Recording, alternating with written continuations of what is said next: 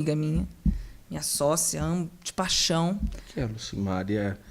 É aquela que ela cantou no Padre Jonas agora? Cantou. Não foi? Cantou. Todo de azul, maravilhosa.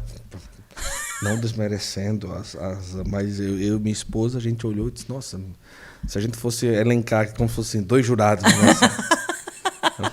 a melhor voz da noite, a gente elegeu ela, porque é sensacional. Ela canta absurdamente. Canta muito. E a gente criou um laço muito grande, porque a gente conversava muito pela internet. Né? Vamos vir aqui, Lucimar. Por favor. E aí a gente tá morando em São Paulo. E aí a gente conversando. Liga pra ela aí. Né? Pode ligar. Não, até aqui, ó. Não, brincadeira. Mas a gente conversava muito pela internet, ela conversava muito comigo. E a gente tinha muita vontade de trabalhar junto. E ela foi trabalhar com o Padre Alexandre, na INS Rainha. E aí ela me mandou um vídeo.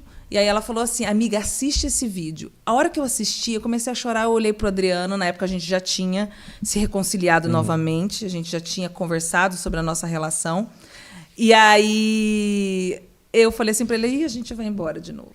Ele falou, você tá de sacanagem. Eu falei, sinto que vai ser. Não foi imediato, foram 2 anos depois que aconteceu.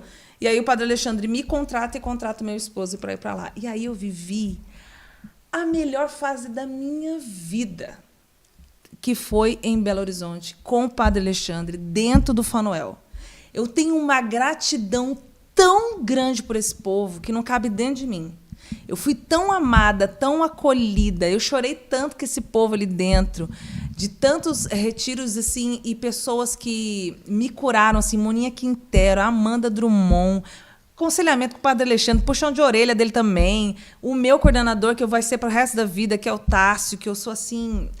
É muita gratidão. E ali eu fui começar a cuidar de mim. Então eu parei de cantar como Nanda. Sim. Eu queria ser Ministério Fanuel.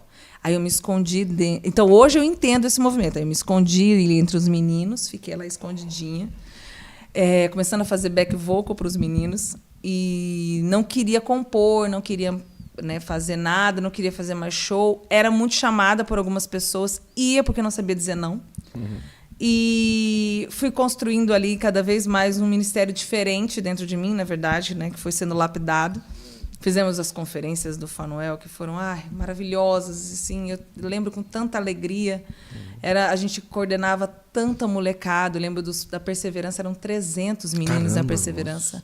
Era absurdo o que acontecia ali, o movimento todo.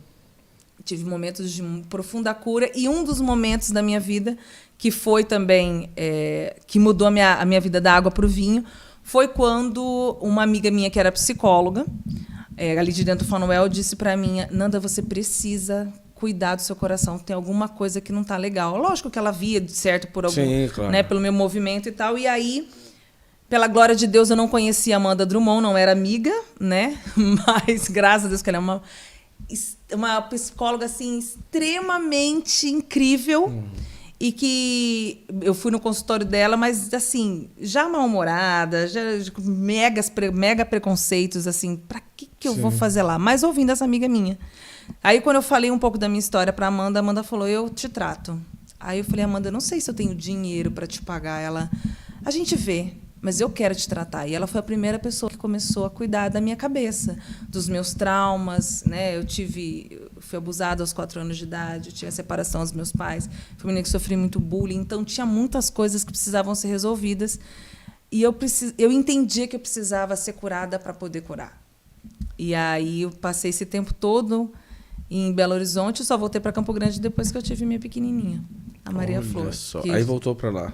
Aí voltei para lá, porque 12 anos esperando, não foi de uma hora para outra que essa menina apareceu, e foi um milagre. Ela é um milagre. Você, 12 anos esperando, mas tinha algum diagnóstico que não podia engravidar? Não.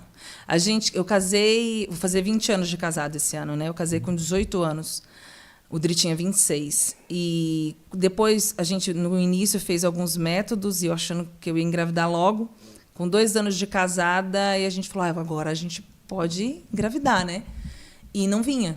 E aí, passou-se mais 2 anos, 4 anos eu saí da faculdade, e a gente começou a pesquisar o que poderia ser. Começamos a pesquisar, começamos a ir nos médicos, começamos a fazer exames e nada. Até que um dia uma ginecologista chegou para mim e falou assim, a gente podia fazer uma inseminação, podia fazer in vitro e tudo, e eu saí desconcertada daquele lugar. Eu lembro que eu sentei assim no sofá do consultório, e aí meu marido se agachou e falou, você quer? Eu falei, eu não quero fazer isso. Eu não sinto que eu tenho que fazer isso. Não acho que... Eu acho que tem tempo para tudo e Deus sabe. Hoje eu entendo que realmente era Deus no meu coração falando assim.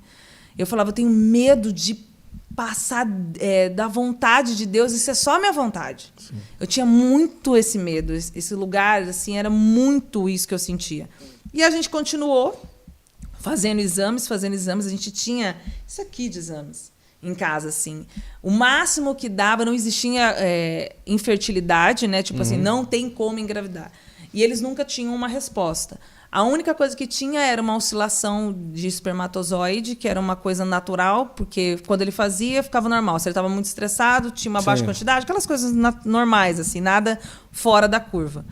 E fiz todos os exames, me traumatizei, não gostava de ginecologista, não gostava de médico, porque era assim, era uma dor imensa e eu não falava disso nem com a minha psicóloga, nem com a Amanda. Era muito difícil. E muitas pessoas me mandavam assim, mensagem, ou lá no Fanuel, tipo, nossa, Nanda, visualizei você com uma barriga. E aquilo na minha cabeça já era assim. Nossa Senhora. Na minha cabeça, além da cobrança da família, do tempo, de eu ser mulher e todas essas questões, era muito pesado, assim, de tipo, você tem que adotar, então, se não tem, você tem. E eu falava, gente, mas ninguém tá me escutando nesse lugar onde eu tô de dor, assim. E aí eu lembro que as pessoas falavam, e quando elas falavam, inclusive uma das pessoas que falou é o Gabriel Ápice, que é padrinho da minha filha. Um beijo pro Gabriel. E aí ele falou, lembro dele, assim, eu saindo do retiro do Master, depois de pregar, ele falou, Nanda, eu te vi com um barrigão, não sei se eu posso falar isso pra você. Mas quando ele falou pra mim, entrava num lugar tão de filtro, que eu já falava assim, irmão, obrigado, mas admira, tá. Até parece. Falei, esse lugar aí Deus já esqueceu, não existe mais.